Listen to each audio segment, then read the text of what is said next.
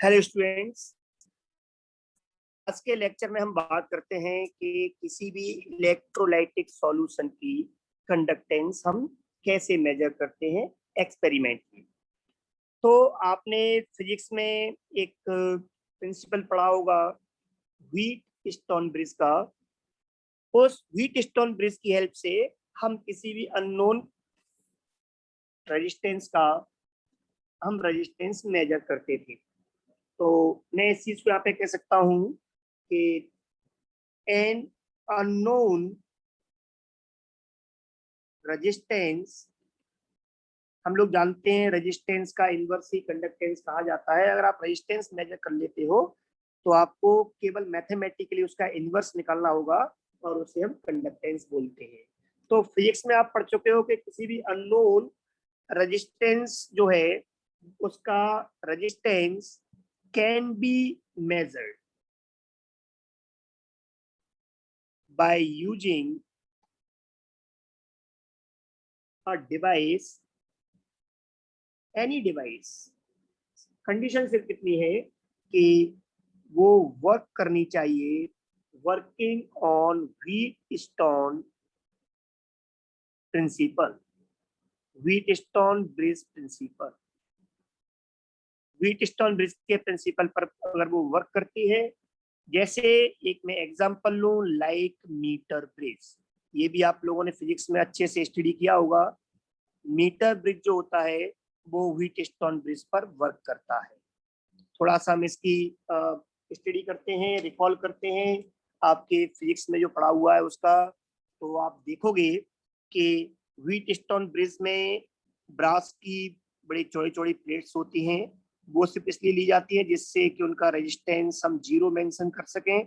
और ये प्लेट्स एक टेबल पर, एक बोर्ड पर फिट होती हैं और इन प्लेट्स के ऊपर पेच लगे होते हैं जिनसे हम इनमें स्क्रू होते हैं, जिसकी हेल्प से हम कंडक्टिंग वायर्स को कनेक्ट करते हैं। अब इसमें होता क्या है, आप ध्यान से देखें, यहाँ पर ये दो स्क्रू के थ्रू यहाँ पर एक कंडक्टिंग वायर लगा होता है एक यूनिफॉर्म डायमीटर का, और इसकी जो लेंथ होती है वो 1 मीटर, दैट इज 100 सेंटीमीटर होती है। तो ये मैं लेंथ भी मेंशन कर देता हूँ, इट इज 100 सेंटीमीटर लॉन्ग। और 1 मीटर इसीलिए बेटा इसको मीटर ब्रिज कहा गया। काम करता है, इसका प्रिंसिपल जो है काम करने का जिस पर बेस्ड है वो है व्हीटस्टोन ब्रिज, और इस वायर की लेंथ होती है 1 मीटर। व्हीटस्टोन ब्रिज के बारे में थोड़ा सा हम डिस्कस करें तो व्हीटस्टोन ब्रिज का प्रिंसिपल ये कहता है कि अगर मैं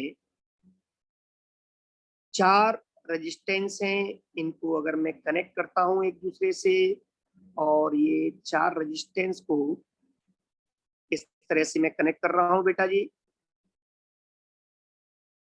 और इन रेजिस्टेंसेस को मैं एक नाम मेंशन कर देता हूं और वो है आर, ये एस, ये पी और ये क्यू। 4 रेजिस्टेंस हैं। मैं इन 4 रेजिस्टेंस में सबसे पहले इस रेजिस्टेंस के बीच में एक पावर सोर्स लगाता हूं, इलेक्ट्रिक सोर्स में बोल देता हूं यहाँ पर इसको। और यहाँ पर हम चलो मेंशन कर देते हैं एक सेल को, एक बैटरी को, प्लस और माइनस। जिन पॉइंट्स को मैं करंट दे रहा हूँ इन पॉइंट्स को मैं ए मेंशन करता हूँ, और जो यहाँ से करंट जहाँ से बाहर निकलेगी आप समझते हो तो इसको मैं यहाँ पे सी मेंशन कर देता हूँ। ये करंट आई की डायरेक्शन शो की है मैंने। बेटा जी अगर मैं इसको व्हीटस्टोन ब्रिज पर इनको मेंशन करना चाहूँ तो ये पॉइंट्स, पूरी प्लेट जो है ये ब्रास की, ये ए को रिप्रेजेंट करेगी क्योंकि पूरा कहीं भी आप कनेक्ट करते हैं वो ए है। Resistance of this whole brass plate is considered as 0।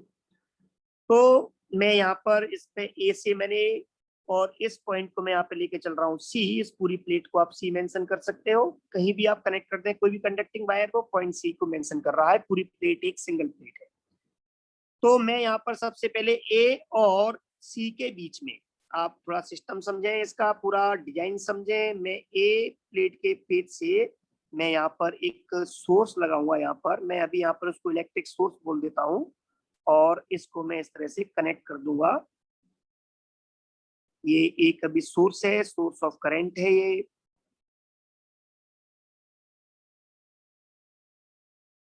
Okay बेटा जी, तो आप इसको पावर सोर्स भी कह सकते हो। और अब यहाँ से मैं ए और सी जिस तरह से पावर थी मैंने उसको दी यहाँ पर। यहाँ से ए जो है वो कनेक्टेड है एक पॉइंट बी के साथ, उसके आगे एक और रेजिस्टेंस है बी और सी के बीच में। यहाँ पर मैं बी मेंशन करूंगा इस पूरी प्लेट को, जहां पर ये 3 पेचेस में लगा रखूंगा और इन पेचेस के थ्रू में the whole part is B. मैं अब ए और बी के बीच में एक रेजिस्टेंस यहाँ पे ऐड करने जा रहा हूँ और उस रेजिस्टेंस को हम यहाँ पर आर बी रेजिस्टेंस बॉक्स लगाएंगे। रेजिस्टेंस बॉक्स से एक डिवाइस जो आप फिजिक्स के लैब में आपने देखा होगा कि हम जिसमें से कोई पिन निकाल करके उतने ही जितनी ओम की पिन होती है उतनी ओम का हम रेजिस्टेंस सर्किट में अप्लाई करते हैं। इसकी डिजाइन वगैरह आप फिजिक्स में अच्छे से पढ़ते हो। तो ये रेजिस्टेंस बॉक्स का रेजिस्टेंस में अभी आर मेंशन कर लेता हूँ। आर ओम इसका रेजिस्टेंस है जो मैंने इसमें अभी अप्लाई किया हुआ है। अब बी और सी के बीच में एक आपका रेजिस्टेंस है, ये अननोन रेजिस्टेंस है, इसको मुझे पता करना है, ये अननोन है। तो अगर मुझे आर पी क्यू अगर मालूम है तो व्हीटस्टोन ब्रिज का प्रिंसिपल कहता है कि अगर बी और ये सी पॉइंट है यहाँ पर, अगर बी और सी के बीच में आप कोई भी डिटेक्टर लगा दें जो ये डिटेक्ट करे कि इनके बीच में करंट फ्लो हो रही है कि नहीं बी और सी के बीच में, तो यहाँ पर मैं अभी इसको डिटेक्टर आपका यहाँ पे लिख के चल सकते हैं हम, इट इज एनी डिटेक्टर। तो आपको ये याद रखना है बेटा कि डिटेक्टर का मतलब है जो ये डिटेक्ट कर सके कि इस बी टू सी या सी टू बी इस पोर्शन में करंट फ्लो हो रही है या नहीं हो रही है।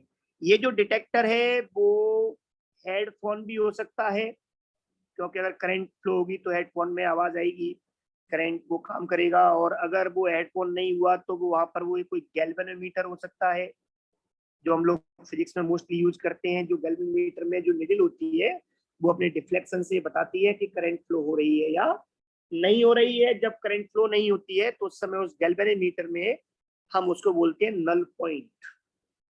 मैं एक बार पूरा रिवाइज कर रहा हूं तो इस बात को आप स्पेशली ध्यान रखें। अगर एक गैल्वेनोमीटर है तो वहां पे नल पॉइंट आएगा जब करंट फ्लो नहीं होगी उस समय।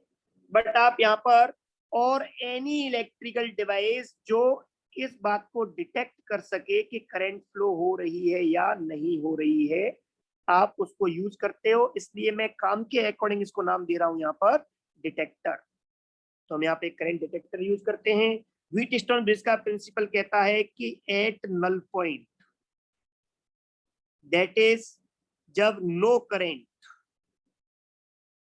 इन बीसी, बीसी वायर में जब जिस समय कोई करंट फ्लो नहीं हो रही है उस टाइम पर कोई से भी दो एडजेसेंट रेजिस्टेंस का रेशियो रिमेनिंग दो एडजेसेंट रेजिस्टेंस के रेशियो के बराबर होते हैं। दैट इज अगर आप रेजिस्टेंस रेशियो इसमें एडजेसेंट लेते हो आर और पी दोनों एडजेसेंट हैं, कनेक्ट आपस में कनेक्टेड हैं, they will be equal, this ratio will be equal to next to जो रेजिस्टेंस है एस और क्यू उनके रेशियो के बराबर। ओके बेटा जी, आप इसको ऐसे भी लिख सकते हो, एडजेसेंट में आर और एस दे सकते हो, आर एस का ratio will be equal to the ratio of remaining two that is P Q. आप कोई भी इसमें से एक यूज कर सकते हो। अगर आपको तीन पता है, आर पी क्यू की वैल्यू पता है, तो आप इस फॉर्मूले में पुट करके आप अननोन सबस्टेंस एस वो अननोन जो वायर है कंडक्टिंग वायर उसके रेजिस्टेंस को आप कैलकुलेट कर सकते हो। It is called Wheatstone principle. इस पर ही अब ये हमने डिवाइस बनाई है मीटर ब्रिज जो वर्क कर रहा है। तो इसमें हम क्या करते हैं कि अब हम यहाँ पर इस पोर्शन को सबसे पहले हम बी और सी के बीच में क्या कनेक्ट करेंगे, अननोन सबस्टेंस जिसकी हमें रेजिस्टेंस मेजर करनी है। अब हमें यहाँ पे किसकी मेजर करनी है बेटा, वो अननोन रेजिस्टेंस जो है जो हमें पता करना है वो एक इलेक्ट्रोलाइटिक सॉल्यूशन का करना है। बेटा वो किसका मेजर करना है, इलेक्ट्रोलाइटिक सॉल्यूशन का। तो अब यहाँ पर मेरे सामने क्या प्रॉब्लम्स आने वाली हैं मैं उसको आगे मेंशन करूंगा और इसके लिए मैं यहाँ पर कुछ पार्ट इसका इरेज कर रहा हूँ। आप उस पार्ट पे स्पेशली ध्यान देना, मैं इसको इरेज कर रहा हूँ, आप नोट कर लें इस पार्ट को। मैं एक सेकंड के लिए रुक जाता हूँ। ओके बेटा, गुड। तो आगे बढ़ते हैं। अगर मैं इस पार्ट को यहाँ से इरेज करके अब यहाँ पर मैं अपनी प्रॉब्लम आपके साथ शेयर कर रहा हूँ कि जब किसी इलेक्ट्रोलाइटिक सॉल्यूशन की हम एक्सपेरिमेंटली कंडक्टेंस मेजर करें तो फॉर्मूला तो हम लोग ये आपका पुट कर लेंगे आगे, लेकिन उस इलेक्ट्रोलाइटिक सॉल्यूशन को मुझे इस मीटर ब्रिज के साथ में कनेक्ट करना होगा। और जब मैं इसे कनेक्ट करके मेजर करूंगा तो दो प्रॉब्लम मेरे सामने आएंगी। क्या क्या, आप ध्यान से देखें आप लोग। To measure resistance of electrolytic solution that is किसी इलेक्ट्रोलाइट का आयनिक सॉल्यूशन है जिसमें आयन्स हैं, और सॉल्यूशन का जब मैं मेजर करने जाता हूं देयर आर टू डिफिकल्टीज, तो मुझे दो प्रॉब्लम्स फेस करनी होती हैं, दो मेरे सामने डिफिकल्टी आती है। और वो डिफिकल्टीज क्या आएंगी बेटा? नंबर 1, पहली डिफिकल्टी है कि जिस तरह से मैंने अभी व्हीटस्टोन ब्रिज में जो एस कंडक्टिंग वायर लिया था मेटल का, जो कनेक्ट कर दिया डायरेक्ट, उस तरह से मैं सॉल्यूशन को लिक्विड को कनेक्ट नहीं कर सकता। ठीक है ना? तो सबसे पहली प्रॉब्लम क्या है बेटा? फर्स्ट प्रॉब्लम है कि जो लिक्विड है, जो इलेक्ट्रोलाइटिक सॉल्यूशन है, वो can not be connected in meter bridge, और I can write only bridge here, in bridge like metal wire. जैसे हम मेटल के वायर को कनेक्ट कर देते हैं, जैसे यहाँ पर अगर मैं चाहूं तो इस मेटल वायर को डायरेक्ट यहाँ पे कनेक्ट कर सकता हूं, इस तरह से मैं सॉल्यूशन को कनेक्ट नहीं कर सकता। पहली प्रॉब्लम। सेकंड प्रॉब्लम जो मेरे सामने है वो है कि जब मैं इसमें डीसी यूज करता हूं, डायरेक्ट करंट डीसी, अगर मैं डायरेक्ट करंट यूज करता हूं बेटा, तो डायरेक्ट करंट क्या करती है?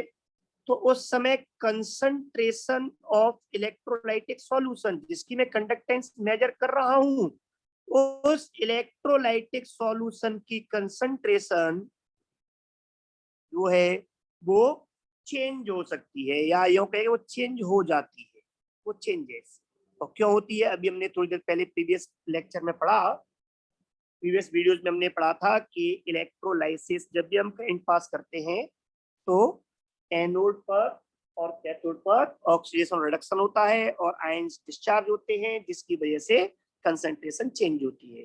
तो कंसंट्रेशन ऑफ इलेक्ट्रोलाइटिक सॉल्यूशन जो है वो चेंज होगा, और अगर कंसंट्रेशन या आयंस की चेंज होगी तो हर पल उसकी कंडक्टेंस चेंज होगी। तो हर बार उसे मेजर करने पर मुझे जो कंडक्टेंस मिलेगी, जो मुझे रेजिस्टेंस मिलेगा, वो डिफरेंट मिलेगा, और एक ही सॉल्यूशन के लिए अलग अलग टाइम पर अलग अलग कंडक्टेंस मिलेगी जो कंफ्यूजिंग होगी। तो यहाँ पर कंसंट्रेशन चेंज होने की वजह क्या है बेटा? आप इसको यहाँ पे मेंशन कर सकते हो, क्योंकि यहाँ पर क्या हो रहा है? इलेक्ट्रोलाइसिस हो रही है। तो ड्यू टू इलेक्ट्रोलाइसिस, तो मेरे सामने सबसे बड़ी प्रॉब्लम्स जो आई, दो डिफिकल्टी किसी भी इलेक्ट्रोलाइटिक सॉल्यूशन की कंडक्टेंस को मेजर करने में, वो पहली ये है कि मैं सॉल्यूशन को डायरेक्ट ऐड नहीं कर पा रहा, उसमें कनेक्ट नहीं कर पा रहा, और दूसरी प्रॉब्लम ये है कि अगर मैं डीसी यूज करता हूँ, डायरेक्ट करंट या जो पावर सोर्स है वो डायरेक्ट करंट प्रोवाइड कर रही है, तो वहां पर इलेक्ट्रोलाइसिस होने की वजह से हर पल कंडक्टेंस चेंज होगी। तो अब इन दोनों प्रॉब्लम से मैं कैसे छुटकारा पाऊं? तो इन दोनों प्रॉब्लम से छुटकारा पाने के लिए मैंने पहले यहाँ पर जो कोशिश की वो ये है कि मैंने एक स्पेशल टाइप की एक वेसल, एक सेल डिजाइन किया, स्पेशल और स्पेशली डिजाइंड वेसल, और इस वेसल को मैंने प्रॉपर्ली एक नाम भी दिया, called conducting vessel, conductivity vessel और कंडक्टिविटी वेसल इज यूज्ड। मैंने पहली इस प्रॉब्लम को दूर करने के लिए एक स्पेशली डिजाइन करके एक वेसल बनाई, और मैं उसको उसके अंदर उस इलेक्ट्रोलाइटिक सॉल्यूशन को फिल करूंगा और उसको अब मीटर ब्रिज से मैं कनेक्ट कर लूंगा। इस वेसल को हम नाम देते हैं कंडक्टिविटी सेल। ये कई डिजाइन के मार्केट में अवेलेबल होते हैं। मैं यहाँ पर एक आपके सामने बना रहा हूँ।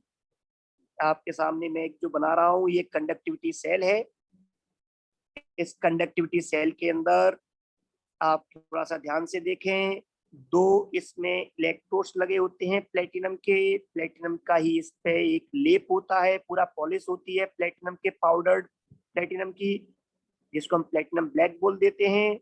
और इससे दो वायर बाहर निकले होते हैं जिनसे हमें किसी भी डिवाइस के साथ में कनेक्ट करना होता है। इसको हम बोलते हैं कंडक्टिविटी सेल।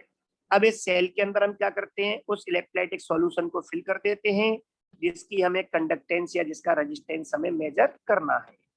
और इस कंडक्टिविटी सेल को, ये आपके सामने जो मैंने बनाया है मैं लिख भी देता हूँ, इट इज कंडक्टिविटी सेल। और अब इसको मैं यहाँ पर ये वायर की तरह जो जोड़ा था वो मेरी प्रॉब्लम सॉल्व हो गई। मैं अब यहाँ पर इनको कनेक्ट कर सकता हूँ किसके साथ में, बी और सी के साथ। ये बी के साथ कनेक्ट किया, सॉरी सी के साथ, और ये बी के साथ कनेक्ट किया। इस तरह से बी और सी के बीच में एक अननोन जो इलेक्ट्रोलाइटिक था जिसका मुझे रेजिस्टेंस पता नहीं था, इसलिए मैं अननोन बोल रहा हूँ, इसका रेजिस्टेंस मैं यहाँ पर एस मान लेता हूँ। अब what is the resistance of this part of Wheatstone bridge, S. अब इसका रेजिस्टेंस एस है, इसका रेजिस्टेंस आर ओम, इसका एस ओम। अब मुझे व्हीटस्टोन ब्रिज के बाकी दो आर्म, दो एडजेसेंट रेजिस्टेंस और चाहिए। वो हमें कहाँ मिलेंगे, बी और डी के बीच में। डी कहाँ था, ए और सी के बीच में। तो अब मैं यहाँ पे क्या करूंगा बेटा जी, मैं यहाँ पर वी के थ्रू एक पेज से वायर लेकर के, आप जानते हो फिजिक्स में ये इस तरह बनाते हैं जी, मतलब टच नहीं कर रहे हैं वायर। मैं इसको एक डिवाइस से यूज कर रहा हूँ, डिटेक्टर, यहाँ पे मैं ले रहा हूँ गैल्वेनोमीटर। और दूसरे वायर से मैं एंड पर एक पार्ट पड़ा होता है जिसको हम जॉकी बोलते हैं, फिजिक्स के अकॉर्डिंग आपने पढ़ा होगा। उस जॉकी को मैं इस पूरे वायर पे टच करवाऊंगा और टच करवा के चेक करूंगा, एक ऐसा पॉइंट यहाँ पर ढूंढूंगा मैं बेटा कि वायर के उस पॉइंट पर टच करने पर गैल्वेनोमीटर में करंट जीरो फ्लो हो, that is flow of current नहीं हो। तो सपोज कीजिए वो पॉइंट आपको मिल गया इस जगह पर, ये नल पॉइंट मिल गया, जहां पर टच करने पर मिल रहा है उसको हम बोल देंगे, मेंशन कर देंगे डी पॉइंट व्हीटस्टोन ब्रिज का। तो इससे क्लियर हो गया कि अब ये वायर दो पार्ट में डिवाइड हो गया, ए टू डी और एक पार्ट हो गया आपका डी टू सी। हमने अभी ए टू डी के बीच को जो आपका रेजिस्टेंस था उसको पी से मेंशन किया, डी और सी के बीच था उसको हमने मेंशन किया क्यू से। आप वापस बैक में जाकर के वीडियो में, इसी वीडियो में बैक में जाके आप व्हीटस्टोन ब्रिज में रेजिस्टेंस चेक कर सकते हो। तो बेटाओ जिस समय डी पॉइंट पर हमें नल पॉइंट मिल रहा है, ये डी पॉइंट यहाँ पे किसको मेंशन कर रहा है, ये नल पॉइंट को मेंशन कर रहा है। नल पॉइंट मींस ये वो पॉइंट है जहां पर गैल्वेनोमीटर में करंट फ्लो नहीं हो रही है। तो नल पॉइंट है, तो उस केस में क्या होगा बेटा, उस केस में व्हीटस्टोन का प्रिंसिपल यहाँ पे अप्लाई हो जाएगा। आगे हम उसको अप्लाई करें उससे पहले हम दूसरी प्रॉब्लम भी सॉल्व करते हैं। दूसरी प्रॉब्लम है कि अगर मैं डीसी पास करता हूं तो इलेक्ट्रोलाइसिस होगी। तो इसे सॉर्ट करने के लिए मैं यहाँ पे क्या करूंगा, so alternating current AC is used to measure conductance. हम कंडक्टेंस मेजर करने के लिए एसी करंट यूज करते हैं, क्योंकि एसी करंट यूज करने से इलेक्ट्रोलाइसिस नहीं होती है, कंसंट्रेशन चेंज नहीं होती है। आप कहोगे सर ऐसा क्यों, तो थोड़ा सा ये पार्ट भी हम एक बार रिवाइज करते हैं फिजिक्स का जल्दी से। आप जानते हो डीसी जो होती है उसमें करंट में जो ऑसिलेशंस हैं वो आपके सब एक ही डायरेक्शन में होते हैं, दैट इज ऑल आर, अगर प्लस है तो सब प्लस। दैट इज उस केस में अगर आप कोई भी सेल बनाते हो, सेल में जो इलेक्ट्रोड पर अगर आप जोड़ते हो करंट को, तो जो प्लस वाला एंड है वो हमेशा प्लस रहेगा और जो माइनस वाला एंड है वो हमेशा माइनस रहेगा। That is anode always working as anode and cathode always working as cathode. कोई प्रॉब्लम ही नहीं है। लेकिन अगर आप यहाँ पर ये डीसी को रिप्रेजेंट कर रहा है कर्व यहाँ पे, और अगर मैं यहाँ पे बात करता हूँ एसी की, तो एसी समथिंग लाइक दिस, आपने पढ़ा होगा हर बार इसका डायरेक्शन चेंज होता है। तो उस केस में क्या होगा बेटा, अगर आपने कोई एक सेल बनाया है, इसमें इलेक्ट्रोड्स के साथ में आपने उस पावर सोर्स को जोड़ा हुआ है, तो क्या होगा, इस पहले हाफ में, in this first half, current में ये चार्ज प्लस और ये माइनस शो करेगा इलेक्ट्रोड इस पर। अगले हाफ में अगर मैं यहाँ पे दूसरे पेन से चेंज करूँ इससे, तो इस सेकंड हाफ में जो एनोड था उस पर चार्ज अब नेगेटिव आ जाएगा, वो कैथोड हो जाएगा, और जो नेगेटिव वाला था वो एनोड हो जाएगा। दैट इज जितना यहाँ पे इलेक्ट्रोलाइसिस हुई थी उतनी वापस फिर अपोजिट डायरेक्शन में, दैट इज जितने आयंस डिपॉजिट हुए वो लिबरेट हो जाएंगे, जो लिबरेट है वो डिपॉजिट हो जाएंगे। मतलब इलेक्ट्रोलाइटिक सॉल्यूशन को कोई फर्क नहीं पड़ेगा। अगले नेक्स्ट हाफ में आप देख रहे हो हर बार यहाँ पर प्लस टू माइनस चेंज हो रही है। दैट इज हर बार जो इलेक्ट्रोड है वो plus two minus, minus two plus, plus two minus लगातार चेंज हो रहा है। ये फ्रीक्वेंसी को शो कर रहा है। अगर यहाँ पे हम देखें तो जो हम एसी यूज करते हैं बेटा जी, ये भी थोड़ा सा आप ध्यान रख सकते हो। इस एसी सोर्स जो हम यूज कर रहे हैं, ये यहाँ पर मैं यहाँ पे कह सकता हूँ कि एसी पावर सोर्स यूज की जाती है। और इस एसी पावर सोर्स को मैं इस तरह शो कर सकता हूँ, इस तरह से, क्योंकि ऑसिलेट कर रही है, ऑसिलेशन हो रहे हैं यहाँ पर। तो एसी जो पावर सोर्स में यूज करता हूँ बेटा, इसलिए मैं यहाँ पे इसको ऑसिलेटर भी कई बार लोग बोल देते हैं। तो ये जो ऑसिलेटर में यूज कर रहा हूँ, इसके ऑसिलेशन पर सेकंड कितने हो रहे हैं, दैट इज इसकी जो फ्रीक्वेंसी है वो हम मोस्टली इलेक्ट्रोलाइसिस में कितनी यूज करते हैं, आप लोग ये थोड़ी मेंशन कर रहा हूँ मैं, याद कर सकते हो। 550 टू 500 साइकिल्स पर सेकेंड हम इस फ्रीक्वेंसी की एसी करंट यूज करते हैं किसी भी इलेक्ट्रोलाइटिक सॉल्यूशन की कंडक्टेंस को मेजर करने के लिए। तो अगर आपसे क्वेश्चन पूछा जाए why DC is not used, तो आप बताओगे क्योंकि वहां पर इलेक्ट्रोलाइसिस हो जाती है। एसी में क्यों नहीं होती, क्योंकि लगातार जो टर्मिनल्स हैं इलेक्ट्रोलाइटिक सेल की, ये जो सेल है इलेक्ट्रोलाइटिक, इसके जो टर्मिनल्स है वो पावर सोर्स की वजह से लगातार चेंज होंगे, plus two minus, minus two plus. मतलब जो इलेक्ट्रोड एनोड है वो हमेशा एनोड नहीं होगा। हर सेकंड 500 से 500 5000 बार वो plus two minus, minus two plus, plus two minus change हो रहा होगा। आप समझ सकते हो इस तरह के चेंज में कोई एक इलेक्ट्रोड हमेशा एनोड या कैथोड नहीं होगा, इलेक्ट्रोलाइसिस परफॉर्म नहीं होगी। Is that clear guys? तो डीसी करंट में हम इसलिए अवॉइड करते हैं कंडक्टेंस मेजर करने के लिए। इस मेजरमेंट को थोड़ा सा हम और आगे बढ़ाएं। तो अब आगे बढ़ते हैं। तो ये तो क्लियर हो गया, क्लियर हो गया बेटा? चलो वेरी गुड। तो मैं अब इसमें से प्रिंसिपल मुझे लगाने हैं, तो इसके लिए मैं थोड़ा पार्ट फिर इरेज कर रहा हूं यहाँ पर। अब आप ध्यान दें, जैसा कि मैंने आपसे कहा कि अब इसमें हम आपका व्हीटस्टोन प्रिंसिपल अप्लाई कर सकते हैं। जब भी जैसे मैं इसमें पावर सोर्स एसी लगा करके नल पॉइंट फाइंड कर लूंगा मीटर बेस पर, और नल पॉइंट फाइंड करने के बाद में मैं यहाँ पर क्या अप्लाई करूंगा, व्हीटस्टोन ब्रिज का प्रिंसिपल। और उस प्रिंसिपल के अकॉर्डिंग मुझे क्या मिलेगा बेटा, मुझे यहाँ पर मिलेगा कंडक्टेंस। जो निकालने के लिए पहले रेजिस्टेंस निकालना है, तो ये दो एडजेसेंट आर और एस, इन दोनों का ratio according to Wheatstone should be equal to resistance of P and Q का रेशियो, पी बाय क्यू। अब प्रॉब्लम यह है कि मैं आर तो पता कर सकता हूँ, रेजिस्टेंस बॉक्स में से मैंने कितना रिमूव किया था, रेजिस्टेंस से अप्लाई किया था, वो मुझे पता होगा, रीड कर लूंगा मैं। एस मुझे फाइंड करना है, लेकिन अब प्रॉब्लम हमारी सिर्फ पी और क्यू पर है। तो बेटाओ जब ये हमारे सामने हम लोग जानते हैं, we all know very well, हम ये पढ़ चुके हैं कि जो रेजिस्टेंस होता है वो is equal to rho L upon A. Rho material पे डिपेंड करता है। पूरे वायर का जो मैंने मीटर, 1 मीटर का वायर लिया है, इस पूरे का मटेरियल सेम है थ्रू आउट, तो रो कांस्टेंट होगा, पूरे का सेम होगा। और क्रॉस सेक्शन एरिया यूनिफॉर्म है, तो ये भी कांस्टेंट होगा। तो ये दोनों पार्ट अगर कांस्टेंट हैं, तो मैं कह सकता हूं कि resistance of any wire is proportional to L. ये एल पर डिपेंड करेगा। तो मैं यहाँ पर इन दोनों रेजिस्टेंस के रेशियो की जगह पर, इसीलिए P और Q की जगह पर इन दोनों की लेंथ का रेशियो ले सकता हूँ। Resistance of P and resistance of Q की जगह पर A टू D लेंथ और D टू C लेंथ। हमें पता है पूरा लेंथ कितना है बेटा, वो पूरा लेंथ 100 मीटर है। अगर ये P वाला लेंथ मान लो सपोज करो x हो, तो ये होगा 100 माइनस x सेंटीमीटर। अगर ये x सेंटीमीटर है तो मैं यहाँ पे P और Q भी पुट कर सकता हूँ, x upon 100 minus x centimetre. Centimetre centimetre cancel हो जाएगा। ओके बेटा जी। और ये एक्स में मेजर कर लूंगा क्योंकि यहाँ पर इस मीटर बेस में एक साथ साथ स्केल भी लगा होता है इसी वायर के साथ साथ, जिस पर मार्क होते हैं और इस तरह से आप इसकी लेंथ को पढ़ सकते हो, रीड कर सकते हो एक्स कितना है। तो इस तरह आपको P/Q का रेशियो मालूम चल गया। ये वैल्यू जब आप पुट करोगे बेटा जी तो आपको क्या मिलेगा, आप लोग यहाँ पर इसको आप मेंशन कर सकते हो। सो आप यहाँ पर इस चीज को रीड करें बेटा, नोट कर लिया आप लोगों ने।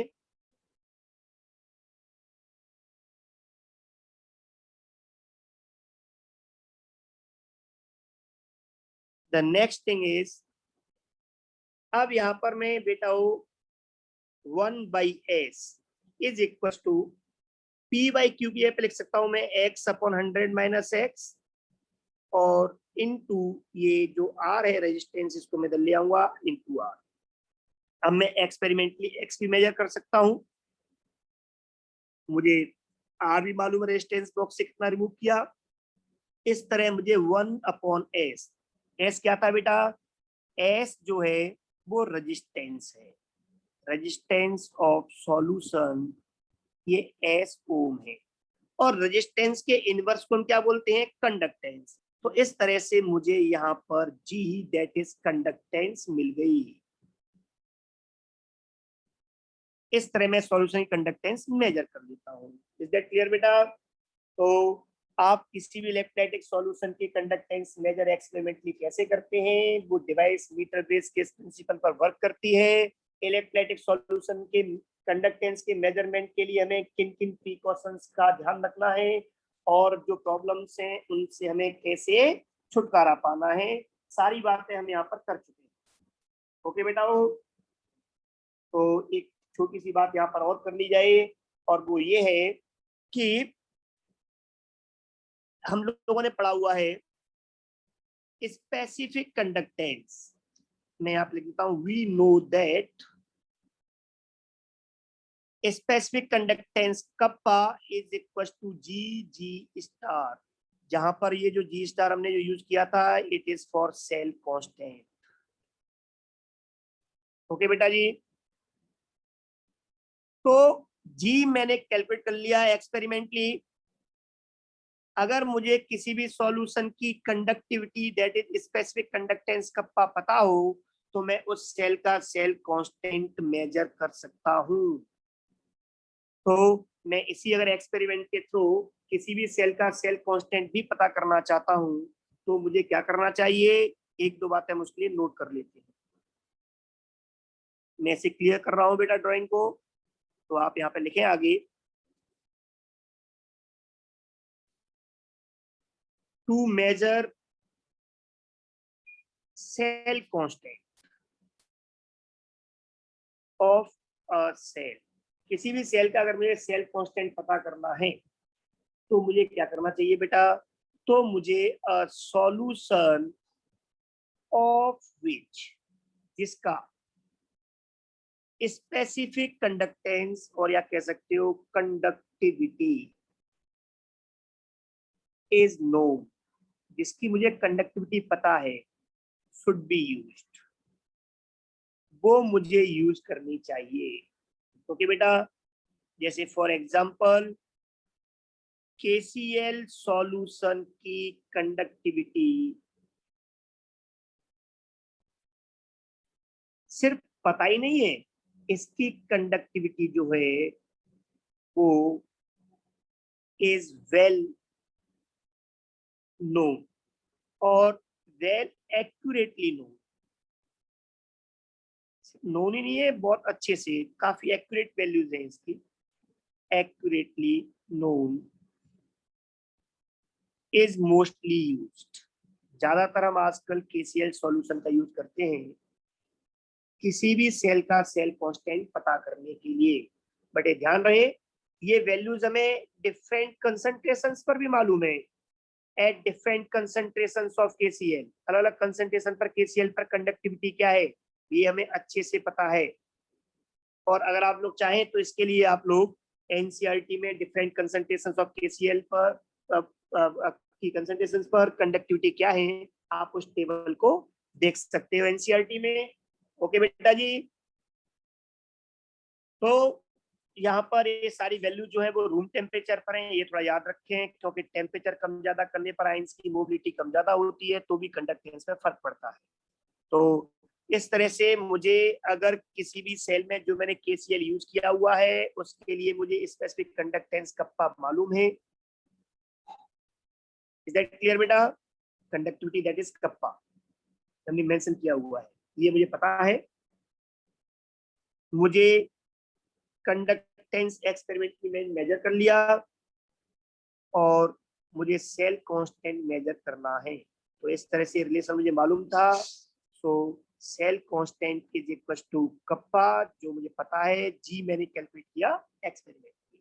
इस तरह से सिर्फ कंडक्टेंस ही नहीं, हम लोग किसी भी सेल का सेल कांस्टेंट भी फाइंड कर सकते हैं। ओके बेटा जी, अब तक के लिए इस लेक्चर के लिए इतना काफी है।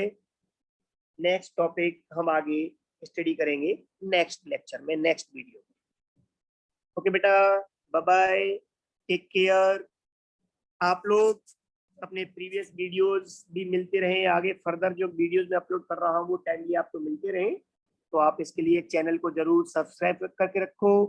बाकी हम कुछ questions, previous year questions, selected questions, topic के जो पूरे चैप्टर को रिवाइज करते हैं, इस तरह के न्यूमेरिकल्स भी हम लोग आगे डिस्कस करेंगे, जिन्हें हम नेक्स्ट वीडियोस में आगे देखेंगे। ओके बेटा, बाय बाय, टेक केयर।